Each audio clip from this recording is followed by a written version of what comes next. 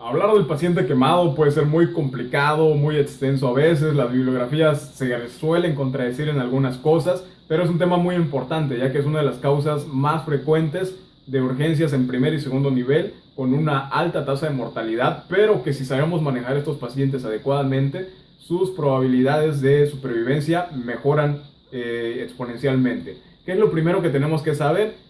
Primero tenemos que reconocer cuáles son los agentes que van a aumentar la temperatura en los tejidos y que los van a dañar. El primero y el más común son los agentes térmicos, que van a actuar por medio de la desnaturalización de las proteínas, como las quemaduras solares. Los otros agentes y el calor principalmente. El otro agente más común son los químicos, como el ácido y el base. El agente ácido lo que va a hacer es una necrosis del tejido, y las bases van a hacer una necrosis y aparte una licuefacción de los tejidos. También tenemos el frío. El frío podría entrar dentro del agente térmico, pero por su mecanismo de acción entra como un agente diferente, ya que este cristaliza los tejidos. Y el agente eléctrico, este es muy importante, ya que este inmediatamente nos va a causar quemaduras de tercer grado en los pacientes. Ahora, ya estamos entrando en los grados. ¿Cuáles son los grados del paciente de quemadura? Primero, segundo y tercer grado. Y el segundo grado se divide en 2A y 2B. Las quemaduras de los grados nos van a indicar cuándo tenemos que abordar al paciente de forma hospitalaria, en primero, segundo, tercer nivel de atención. Las de primer grado son aquellas quemaduras que solo abarcan la epidermis, duelen mucho, tienen solo lo que es eritema en la piel, pero se pueden manejar de forma ambulatoria o en primer nivel de atención. ¿Cómo se van a manejar? Hidratación abundante vía oral e enfriamiento de los tejidos de forma tópica. Simplemente con eso.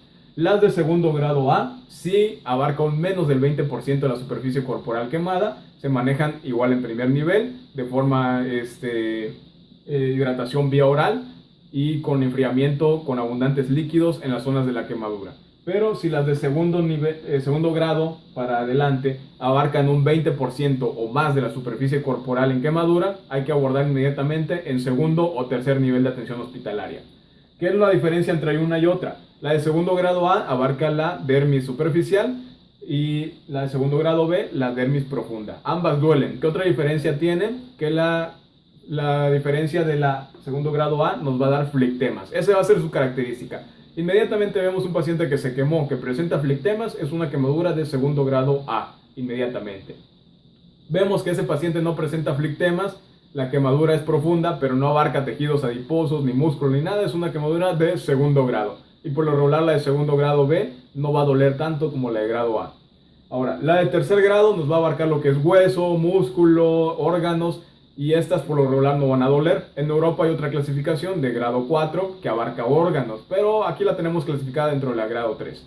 Ahora, depende de esto, ya tenemos que si es de segundo grado con más del 20% de la superficie corporal para adelante, entonces ya llega a nuestro segundo nivel de atención. ¿Y qué es lo que tenemos que hacer con el paciente quemado? Primero, y muy importante, vía aérea del paciente. Esto es muy importante ya que vamos a ver que es una de las causas más comunes por las cuales se van a complicar. Vigilar. Si el paciente presenta una presión parcial de oxígeno menor del 60%, además de eso, la quemadura nos abarca eritema o inflamación de la vía aérea, presenta estridor o dificultad respiratoria, debemos abordar la vía aérea avanzada en ese paciente. Hay literaturas que dicen que si el paciente está vigilado las 24 horas en una unidad de cuidados intensivos, muchas veces no requiere intubarse y le va muy bien al paciente. Pero de preferencia las guías recomiendan, de acuerdo a la evidencia, intubar al paciente, ya que si se complica y perdemos esa vía aérea, tenemos que hacer un manejo avanzado más invasivo y por lo tanto vamos a complicar más a ese paciente. Entonces, si presenta estos datos clínicos, valorar lo que es la intubación. Segundo, ver la ventilación. El aporte de oxígeno es muy importante. Siempre oxígeno al 100% en ese paciente. Ya sea que lo intubemos o no, aportarle oxígeno al paciente, ya que la afinidad de el carbono en la hemoglobina es un 250% más rápido y más afín que el mismo oxígeno. Entonces se va a saturar tanto que no va a permitir que la hemoglobina se sature de oxígeno, y por eso tenemos que aportarle nosotros de vía externa. La circulación es muy importante del paciente, vigilar frecuencia cardíaca y tensión arterial. Aportar líquidos inmediatamente si el paciente lo requiere. Déficit neurológico, evaluar Glasgow. Si el Glasgow está deteriorado en el paciente, solicitar una carboxihemoglobina de inmediatamente si la tenemos. Si no, de todos modos, vigilar Glasgow y encontrar por qué está variando. Puede que el paciente esté entrando en hipoxia o que tenga un traumatismo asociado, un traumatismo craneoencefálico, una hemorragia. Entonces es muy importante. Y por último, ya que hicimos esto, manejo del dolor de forma central. ¿Cómo lo vamos a manejar? Con opioides, tramadol, morfina y paracetamol principalmente. Con estos analgésicos de forma central. Bueno, ya evaluamos al paciente en esto. ¿Por qué les digo que tenemos que abarcar vía aérea, lo que es circulación, etcétera? Las causas por las cuales va a morir un paciente o se nos va a complicar mucho son estas: hipoxia, hipovolemia, hipotermia, traumatismos asociados e infección. Esto es lo que nos va a complicar al paciente, es lo que nos va a matar al paciente y por lo tanto es lo que tenemos que abarcar dentro de las primeras 24 a 48 horas. ¿Cómo vamos a pegarle a la hipoxia? ¿Cómo la vamos a combatir? Administrándole oxígeno o vía aérea avanzada al paciente. Con eso. Hipovolemia, ¿cómo la vamos a controlar? Administrando líquidos, principalmente con solución Ringer lactato, de acuerdo a las fórmulas que vamos a tener acá. ¿Qué fórmulas y qué procedimientos vamos a seguir? Tenemos la fórmula de Evans, la fórmula de Brock y la fórmula de Parkland. La más común y vigente hoy en día es la de Parkland. ¿Cómo la vamos a calcular? Con una constante de 2 a 4 mililitros por kilogramo del paciente por superficie corporal quemada. La primera mitad de ese total de líquidos la vamos a pasar en las primeras 8 horas desde que el paciente se quemó, no desde que llegó. Y la segunda mitad en las siguientes 16 horas. ¿Cómo vamos a calcular la superficie corporal? Ahorita lo vamos a ver. Pero bueno, ese paciente me acaba de llegar. De aquí a que le saco la fórmula, de aquí a que calculo la superficie corporal quemada, ni modo que no le pagamos líquido. Entonces, ¿cómo lo vamos a administrar? La Asociación Americana del Paciente Quemado nos dice que en lo que hacemos todo eso, de manera inicial, le administremos 500 mililitros de solución por hora al paciente. Esos 500 mililitros después los vamos a variar. Ya cuando hagamos todo esto, ya evaluamos, descartamos otros datos de comorbilidad. Ahora sí, sacamos bien nuestras formulitas, la de elección, y ya regularizamos los líquidos de una forma más precisa. Bueno, entonces, seguimos con hipovolemia. ¿Cómo vamos a pegarle entonces a la hipovolemia? Calculamos la superficie corporal del paciente quemado. ¿Cómo? Puede ser la regla de los 9, que es la fórmula más rápida que tenemos, pero no la más precisa. La regla de la mano, que la mano del paciente, no la nuestra, la mano del paciente, va a equivaler a 1% en cada zona. O la regla de Lonnie Brown, que es la más, por decir, precisa, y principalmente en pacientes pediátricos la vamos a manejar así. Bueno, la regla de los 9 es confiable y es muy rápida. ¿Cómo la vamos a hacer? Cada parte del cuerpo, su nombre lo dice, va a equivaler a 9%. Cara o parte anterior del cráneo, 9%, 4.5% y parte posterior, 4.5%. En total me da 9%. Tórax anterior, 9%, tórax posterior, 9%, 18%. Abdomen, 9%, espalda baja, 9%, 18% en total. En el caso de los brazos o miembros torácicos, todo esto 4.5, la cara posterior 4.5, en total un miembro torácico 9%. En los miembros inferiores, cada miembro inferior en cada cara vale 9%. Es decir, que un solo miembro inferior me va a dar 18% y genitales equivalen a 1%. Entonces, si sumamos todo eso, todo el porcentaje de la cara anterior y toda la cara posterior, nos va a dar un total de 100% de superficie corporal. De acuerdo a esto, ya sacamos nuestra constante. Multiplicamos entonces 4 mililitros en el caso de los adultos por lo que pesa el paciente por la superficie corporal. Pongamos un ejemplo. Si esta fórmula me dio 6.000 mililitros, entonces si el paciente se quemó, digamos, a las 12 de la noche, pero llega conmigo a las 2 de la mañana, entonces le voy a pasar la mitad de esos 6.000, que sean 3.000 mililitros, en 8 horas desde que se quemó. Es decir, vino conmigo a las 2, pero se quemó a las 12, entonces de aquí, de las 2 a las 6 horas siguientes, le voy a administrar 3.000, los primeros 3.000 mililitros. Y después de eso, las siguientes 16 horas, ya le dejo los siguientes 3.000. Y con eso tenemos abarcado en la reanimación hídrica del paciente quemado.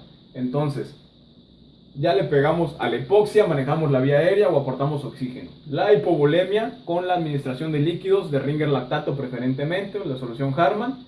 Ahora nos toca pegarle a lo que es la hipotermia. El paciente va a entrar en una temperatura de 35 o inferior porque perdió tejido, perdió su principal controlador térmico, que es la piel, y aparte de eso le estamos administrando fluidos constantemente. Entonces tenemos que aportarle sábanas térmicas, meterlo en un lugar aislado, y aparte de eso, tratar de calentar un poco los líquidos antes de administrarlos.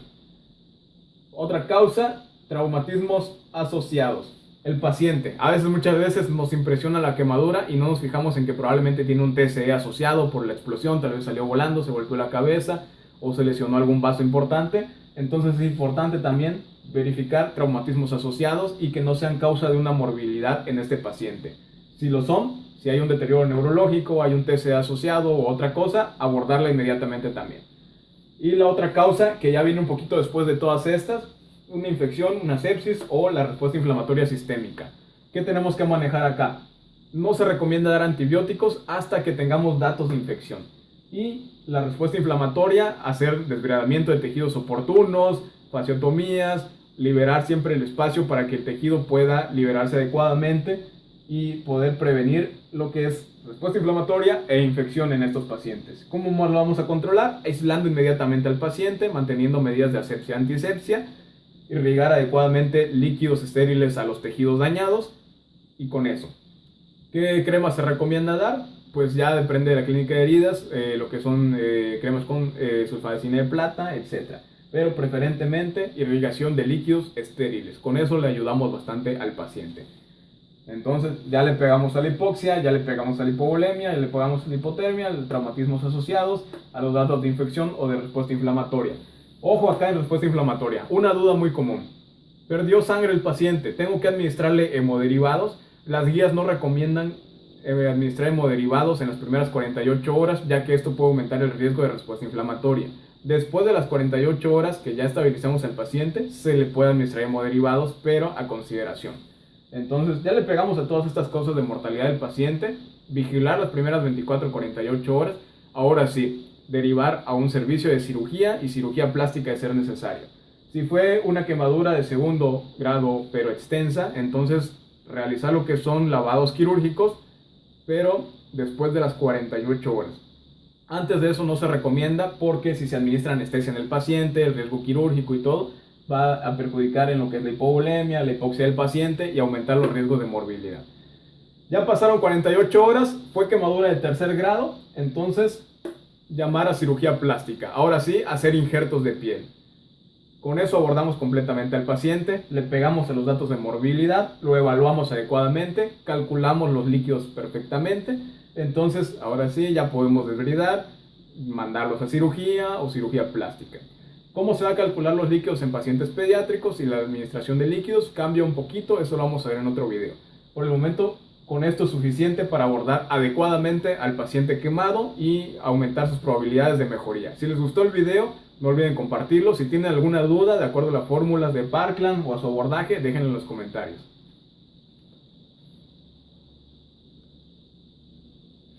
Entonces, esto es todo por el momento. Por favor, compartan si les está gustando o si les quedó alguna duda, coméntenmela también. Y en los siguientes videos vamos a ir explicando poco a poco las fórmulas, todas estas, la de Evans, la de Brock, la de Parkland adecuadamente con unos ejercicios. Pero por el momento esto para que no se haga muy extenso el video. Yo me despido y espero que de verdad les guste el video. Y si es así, compártanlo y etiqueten a sus colegas. Yo me despido.